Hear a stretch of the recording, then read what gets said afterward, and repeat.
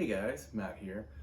Over the last few months, almost a year now, there have been so many new players coming into the game, partially due to COVID and the fact that it is a slightly safer physical activity, as well as being a fairly inexpensive way to get some pretty good exercise. And as you come into disc golf, you'll probably find it's a very welcoming sport, it's a very open sport, but we have some weird terms. So today I'm going to go over 10 terms that you probably are hearing around the course, on the disc golf forums online, or even in product descriptions sometimes with various discs you might be buying offline. So I'm going to go over 10 of those terms that might help you adjust to the game of disc golf a little bit quicker. I've been playing about 9 years, and these are ones that crop up a lot and get thrown around as very common terminology, and to new players, they don't necessarily they're not very intuitive. So, number one, hyzer. Hyzer is when a disc is thrown either backhand or forehand. Typically backhand is what people are talking about, with the outer wing of the disc tilted down. What this will do typically is ensure that either the disc will fade at the end of the flight, or if it is not as stable of a disc, it will flip up and ride to the right less. The opposite of that is our second term, and that is anhyzer. That is when a disc comes out of your hand with the outer wing of the disc higher than your hand. This will allow the disc to either travel on the anhyzer line going towards the right, or if it's a disc that is prone to fading, which we'll talk about in a minute, it will hold this line until it eventually comes back. That brings us to our third term, and that is the hyzer flip. The hyzer flip is when a less stable disc is thrown on the hyzer, as we were talking about, with the outer wing tilted down, but since it is prone to flipping up, that is coming level, where it'll do this action within the flight, it will flip up, ride straight or turn slightly, and then either hold the straight line or fade slightly back into the ground. Now, there is a version of the hyzer flip where it comes up and continues drifting to the right all the way to the ground, and that is what people call a turnover. Another one is relating to the flex shot, and that is an intentional anhyzer. That'll be our fourth term. That is where you throw the disc either on your forehand or backhand with an intentional anhyzer. When I throw it, it's typically a forehand flex shot. And if you've watched any of my distance videos, that's how I'm able to achieve distance, by throwing an overstable disc, which I'll explain in a moment, on a forced anhyzer line. So it's going to come out of my hand going left, hold straight, and then fade back to the right. Now it can be converse with your backhand anhyzer, where it's holding, going to the right, and then coming back late to the left. Those are typically used to get around obstacles or achieve accurate distances. As with the hyzer flip, oftentimes the disc can drift and it's not always the most accurate shot, although it often is people's longest shot. A forced flex shot is typically going to do the same thing every time if the disc is stable enough, which is what we will talk about next. Under versus overstable. Now typically discs fall into one of three categories: understable, stable, and overstable. And there is so much bleeding over in terminology. Someone might say, wow, that disc is really stable, when they really mean it's overstable. For simplicity's sake, you'll see someone throw one and it's turning a lot to the right, and oh, stable up, stable up. They want it to fade, is what they're saying. So typically, now flight numbers are a pretty tenuous subject among disc golfers. There's a lot of debate, but an understable disc, rule of thumb, will have a greater turn number, that's typically the third number, than its fade number. This end of a Firebird, for example, is a speed 9, glide 3, turn 0, fade 4. That means that's a very overstable disc. It is more prone to fading hard than it is turning. It's actually very difficult to make one of these turn. Whereas, I'm trying to see if I have one that's understable on the wall here. Well, the numbers wouldn't indicate it, but this West Side Stag actually is slightly understable. Its numbers originally, these are the old numbers, they've corrected since, were 830 or 8603. It's really more like 86-22. So it is prone to flipping up, turning a good bit, and then fading gently. It will net slightly right.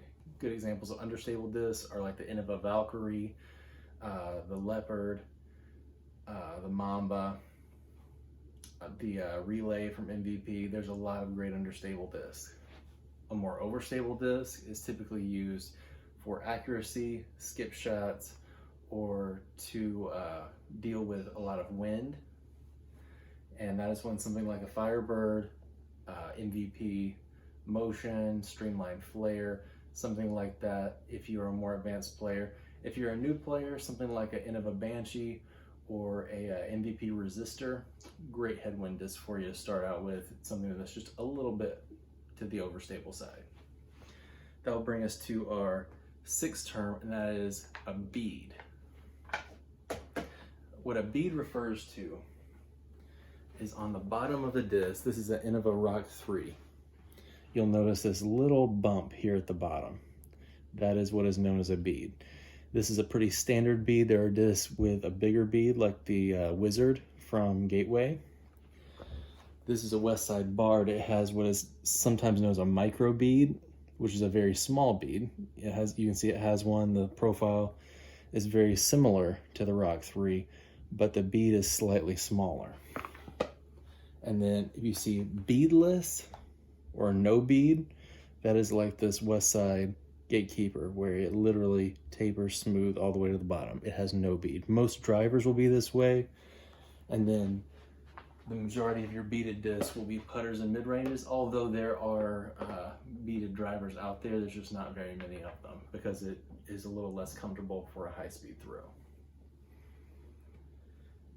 The next thing we'll talk about is PLH, or wing height. PLH is parting line height. And what they're talking about when they say parting line, it's the pieces of the mold that come together on the outer rim of the disc. And really what they mean is the edge of the wing. How high is that? So a more overstable disc is typically going to have a higher parting line or higher wing, whereas a less stable disc will have a lower one. I'll show you a couple examples. This is a prototype Paul Macbeth Zeus, back when it was called the Kong. You'll see it's got a pretty high parting line there, very high, tight wing, whereas this ancient Innova Groove has a fairly low parting line. It's not a very stable disc. It's also not a good disc. If you see a groove, don't buy it. They're wildly unpredictable, both in flight and feel, and you're not gonna like it. And if you do, you'll never find one that you like again after you lose that one inevitably. This one was a gift from a friend of mine as my first disc. I somehow managed to not lose it, and have put it on the wall here to remind us that even our best friends can do foolish things. And that brings us to our next point, number 8. If someone says a disc is domey or has a pop top, what that means is the top of the disc is much higher in the center than the outer edge. This MVP Energy is quite domey, and typically when they say pop top, it not only is a domey disc, but if you press it in, it'll make a heartbeat noise.